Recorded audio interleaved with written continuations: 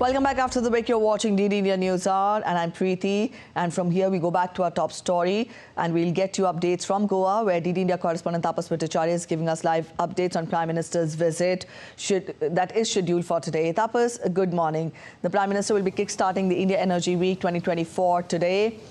Let us get more details from you as to how far will it be an important forum to help India in realizing the twin ambitions of net zero emissions and also self-reliance in energy sector.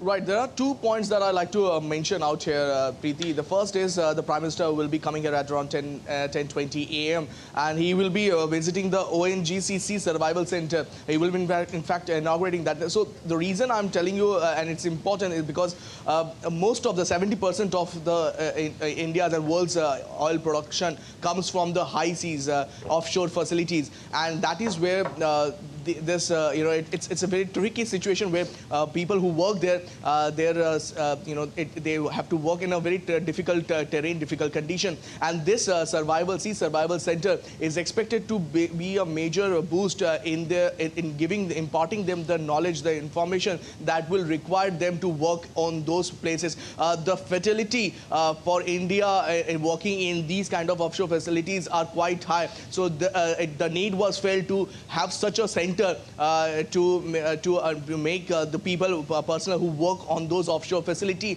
be acclimatized to the dangers that one can face. So this is a huge center, and Prime Minister Narendra Modi will be inaugurating that. The second part, as you mentioned, India Energy Week, we expected more than 900 pavilion coming up. More people from more than 35 centers will be coming, and it is expected to be another more than 35,000 attendees will be coming here, with 17 energy ministers and a host of CEOs from the global oil and gas companies will be coming. So it's a huge energy forum where India not just will be discussing how to have a sustainable energy and in a way energy the requirement that is quite important, imperative for India to become a Viksit Bharat or a developed nation by 2047. But at the same time, how to go about Prime Minister Narendra Modi's vision of net zero neutrality by 2070. That's a huge point, and all the stakeholders need to work together for energy transition, which will be sustainable, which will be environmental friendly at the same time. So the work is going on, and India Energy Week 2024 is expected to be a major game changer in that regard. You will have 17 energy ministers coming in. They will be meeting with the Prime Minister Modi. He will be briefed about how these countries can collaborate with India, and at the same time, Prime Minister Modi will be meeting the global oil CEOs to get a perspective of what India needs to do to leapfrog into that Viksit Bharat Sankalp that India is talking about. By 2047, India wants to be a developed nation. So how to go about that? You need energy requirement. The energy requirement of India has grown up by leaps and bounds. And remember, there was a time when India was facing a power shortage, energy requirement. Now it has come to a stage where energy surplus. India has become energy surplus. Now, how to go about making India not just energy surplus, but at the same time sustainable in that sense. So sustainable development goals are something that Indian government has been talking, and they are walking the talk at the same time. So a huge point, as I mentioned, that one part is that also Prime Minister Narendra Modi will be going about the exhibition centers. Now these exhibition centers will provide the cutting edge technologies that are required, as I mentioned, to take India from fossil fuel based economy to a more carbon neutral economy. So those are the major points that Prime Minister Narendra Modi will be discussing. He will be coming here at around 10:20 a.m. and he will be spending a considerable amount of time here, going about and seeing the facilities here.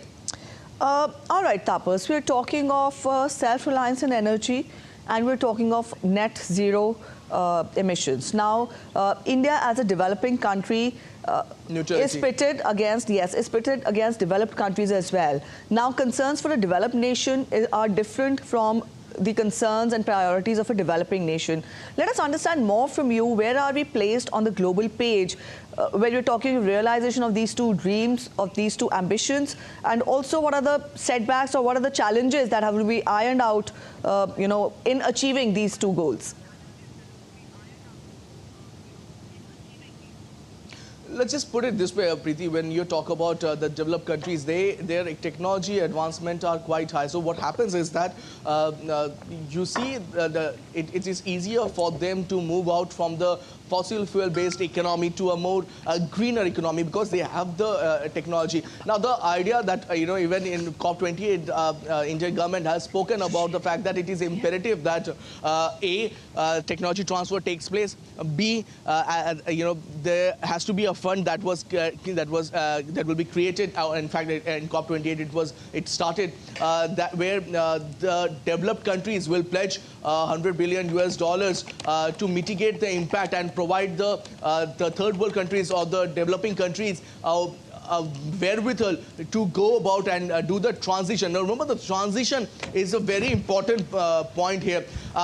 If you go about historically it is India and the developing countries do not have any fault. It was the developed countries which actually have to bear the have actually done the bulk of the pollution, and that is exactly where even now, if you take a close look at the GDP consumption of electricity, if you could take a close look at the consumption of the fossil fuel, you will realize that the developed countries are still quite high on that list. Now, going about that, the transition, as you mentioned, if you have to go about making India a developed country, and at the same time the transition from a fossil fuel based economy to a more greener economy, now that is a huge challenge. Now how that will happen? You need a lot of investment, you need a lot of infrastructure building, capacity building that is required. The second point is about having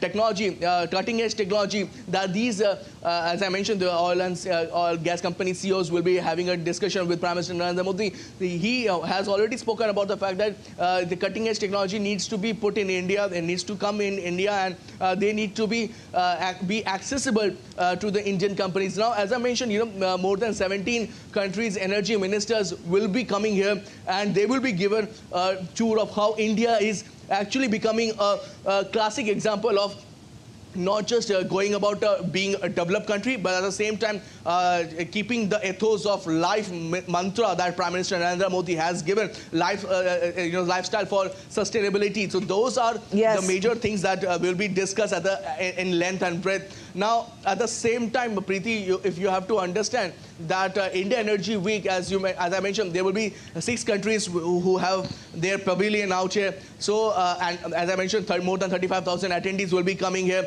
So, who's who of energy world will come down to Goa to discuss how to go about making India self-reliant in energy. It's already self-reliant, but how to make it self-reliant in sustainable form of energy. So those are major points that will be discussed. I just want to show you a bus. I just wanted to show you this particular hydrogen bus that is there.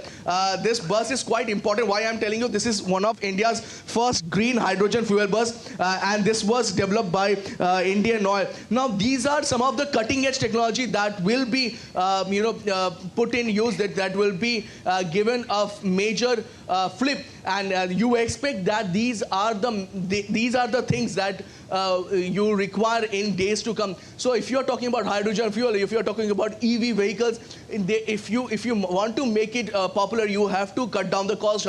And how to cut down the cost? You have to get the latest technology in place. So those are major important things that is currently going on, Preeti. All right, Tapas, thank you for explaining that to us.